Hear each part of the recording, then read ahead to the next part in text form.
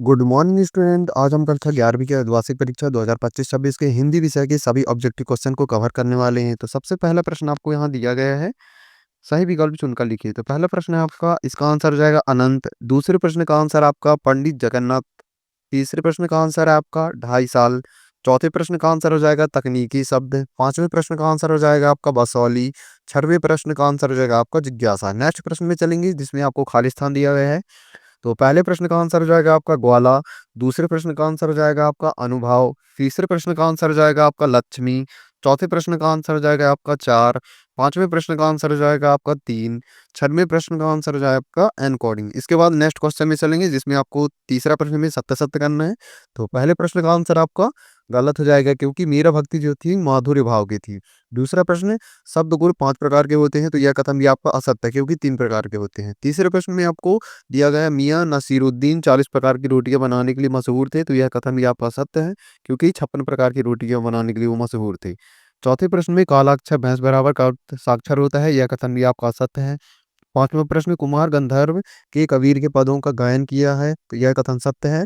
छठवां प्रश्न, डायरी नितांत व्यक्तित्व रचना है, तो यह कथन आपका सत्य है। इसके बाद चलेंगे सही जोड़ी में जिसमें आपको पहले स्तंभ से दूसरे स्तंभ को मिलाना है। तो गीत फरोज का संबंध हो जाएगा आपका भवानी प्रसाद मिश्र जी से। सधुक्कड़ी भाषा जो है ये आपकी कबीरदास की भाषा है। तीसरा प्रश्न है आपका सुदामा चरित, यह एक प्रकार का खंड काव्य है। चौथा प्रश्न, गलता लोहा, यह आपका शेखर जोशी जी की रचना है। संक्षेपण की विपरीत प्रतिक्रिया पल्लवन कहलाती है। छठवां प्रश्न, राजस्थान की रचत बूंद है, यह अनुपम मिश्र जी की रचना है। भारत की पहली बोलती फिल्म आला मारा। इस प्रकार से सही जोड़ी कंप्लीट हो जाती है। नेक्स्ट प्रश्न में चलेंगे जिसमें आपको एक वाक्य के उत्तर देना है। तो पहला प्रश्न है आपका, कवि चंपा को किसका महत्व समझा जाता है, तो शिक्षा का। दूसरा प्रश्न, रस के कितने अंग होते हैं, तो 4 अंग होते हैं। तीसरा प्रश्न, मोहन के गुरु का नाम क्या था, त्रिलोक सिंह। चौथे प्रश्न का आंसर है आपका, रजनी पट कथा में घिनौना रैकेट किसे कहा गया है, तो शिक्षकों के ट्यूशन को।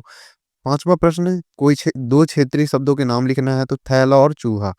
छठवां प्रश्न है आपका, लता जी की लोकप्रियता का मुख्य मर्म क्या है, गानपन और स्वरों की निर्मलता।